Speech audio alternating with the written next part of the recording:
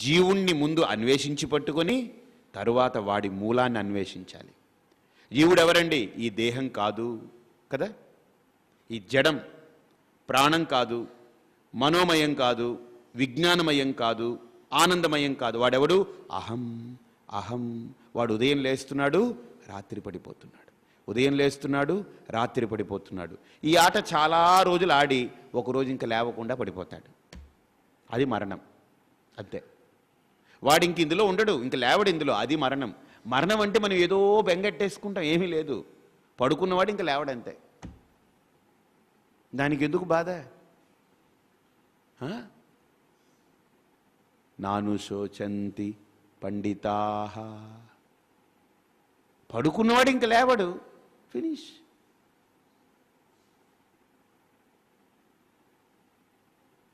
ఎందుకు దాని గురించి బాధ? వాడు ఇంకో చోట ఎక్కడో లేస్తాడు, ఎక్కడో లేచుంటాడు, కంగారు పడకు. నీ ఎదురుగుండా ఉండకపోవచ్చు కానీ ఎక్కడో చోట లేచుంటాడు. ఏమండి లేచుంటాడు కదండి ఎక్కడో చోట.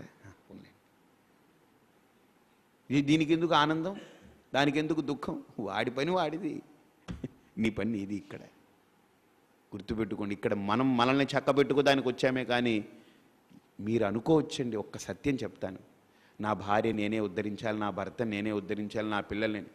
ఈ లోకంలో మిమ్మల్ని మీరు చక్కబెట్టుకునేందుకు వచ్చారు. అందుకనే నేను ఈ మాట కూడా ఇష్టపడను. నేనుండగా మీకు ఎందుకు భయం అని. నేనుండగా మీకు భయం ఏంటి? నాకు భయం ఉండకుండా ఉండాలి నేనుంటే. నేనున్నాను, మీకు ఏం అవసరం లేదు, ఇంకా అంతా నన్ను నా మీద పెట్టేయండి. ఇదేంటిది? నేనున్న కాంట్రాక్టరా? సివిల్ కాంట్రాక్ట్స్, ఈ కాంట్రాక్ట్స్ చేసే మనిషినే ఉన్నా. గురువు కూడా ఈ కాంట్రాక్ట్ పుచ్చుకున్నట్టు అవుతుంది. నో, మిమ్మల్ని మీరు చక్కబెట్టుకోండి. అదే మీకు అవకాశం. ఇక్కడ ఒక అవకాశం వచ్చింది మీకు, భగవంతుడు ఇచ్చాడు. ఎన్నో జన్మలు ఏడిచి ఏడిచి ఏడిచి ఏడిచి పరమాత్మ వద్దురా బాబు ఈ మానవ జన్మ ఇవ్వరా అని అడిగావు, ఇచ్చాడు. ఈ జన్మను నువ్వు ఉద్ధరించుకోకపోతే, ఈ జన్మను కనుక నువ్వు తరింపజేసుకోకపోతే, చక్కబెట్టుకోకపోతే, ఇంక అసలు నువ్వు ఎన్ని లక్షలు కోట్ల జన్మలు ఎత్తవలసి వస్తుందో అప్పటికీ నమ్మకం లేదు. ఈ పునరావృత్తి, ఈ లోకంలో పుట్టడం చావడం, పుట్టడం చావడం. అర్థమైందండి? ఆరోగ్యంగా ఉండాలనుకున్నావు కదా, అందుకే నెక్స్ట్ జన్మ నీకేంటంటే ఒక మంచి మొక్కలా పుడతావు ఎక్కడో చోట. ఒక చిన్న ఆరోగ్యం మొక్క.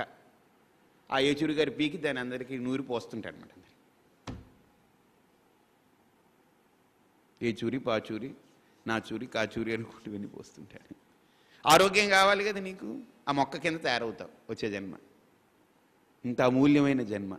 ఇంత ఆలోచించండి, ఆత్మవిద్య ఎంత స్థాయిలోది ఈ విద్యలని. అందుకనే మన వాళ్ళు ఏమండి ఏదైనా బ్రహ్మ విద్య అనుకుంటున్నారు ఇది అంటారు కదా. అంటే ఏ విద్య దానికి సాటి రాదు.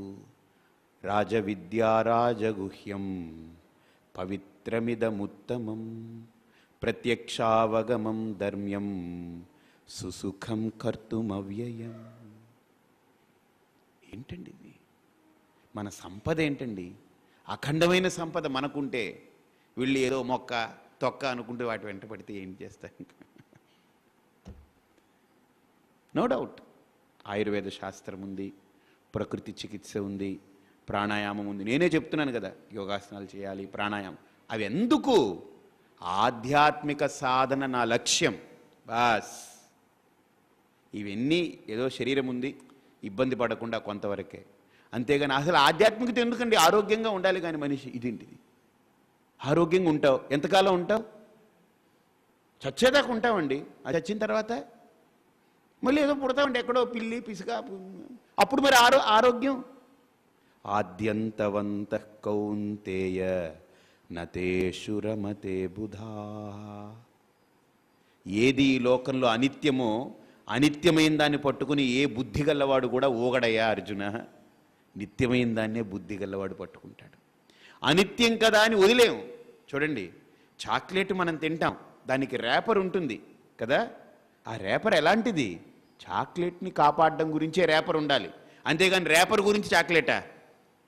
చాక్లెట్ గురించి కాగితమా? చెప్పండి. చాక్లెట్ గురించి కాగితమే ఉండాలి. అలాగని దేహం, ప్రాణం, మనస్సు, బుద్ధి, ఆత్మ గురించి బ్రతకాలి. కానీ దేహం గురించి ఆత్మను బలి చేయకు. అనిత్యమైన దాని గురించి నిత్యమైన దాన్ని బలి చేసేయకు. అది అసుర లక్షణం. అసుర బుద్ధి. కాబట్టి ఇక్కడ కూడా అఖండైక వాక్యాన్ని, తత్ త్వమసి, మహావాక్య బోధ. మీరందరూ ఇంత శ్రద్ధగా వింటున్నారు, దీన్ని మననం చేయాలి. శ్రవణం చేస్తున్నారు. శ్రవణంలో నేను అందివ్వడంలో నాకు తెలిసి ఏ లోపము నేను చెయ్యట్లేదు అనుకుంటున్నాను. ఎందుకంటే ఎంత స్థాయి క్రిందకొచ్చి ఉపమానాలను ఎంచుకుని ఆ రకంగా మాట్లాడాలో ఆ స్థాయిలో మాట్లాడుతున్నాను. గుర్తించండి. ఇప్పుడు మీరు విన్నటువంటి అమూల్యమైన అంశాల్ని పక్కన పెట్టేయడం కాకుండా దీన్ని ఇప్పుడు మీరు మననం మొదలు పెట్టాలి.